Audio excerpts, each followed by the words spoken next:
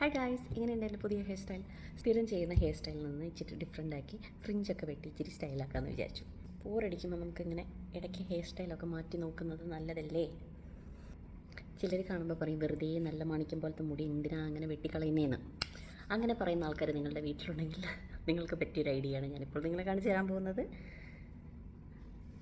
Step number 1 ഇത് കണ്ടോ, ഇതൊരു മുടി മെടഞ്ഞു വെച്ചേക്കുന്ന ഒരു ഹെയർ ബാൻഡാണ്.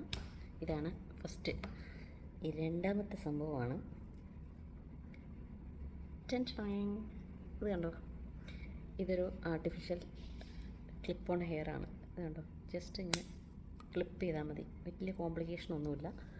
നമ്മൾക്ക് നമ്മുടെ ഒറിജിനൽ ഹെയർ വെട്ടാൻ മടിയുണ്ടെങ്കിൽ ഇത് പരീക്ഷിക്കാവുന്നതാണ്.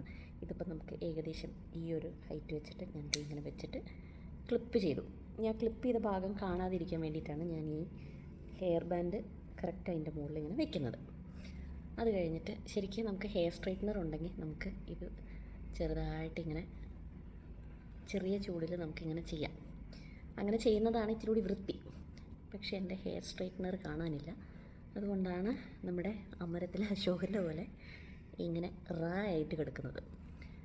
ബട്ട് മാനേജ് ചെയ്യാമല്ലേ? അപ്പോൾ ചുരുക്കം പറഞ്ഞു കഴിഞ്ഞാൽ ദിതും എൻ്റെ ഒറിജിനൽ ഹെയർ അല്ല, അത് ഈ ഹെയറിൻ്റെ ഡ്യൂപ്ലിക്കേറ്റ് ഹെയറാണ്.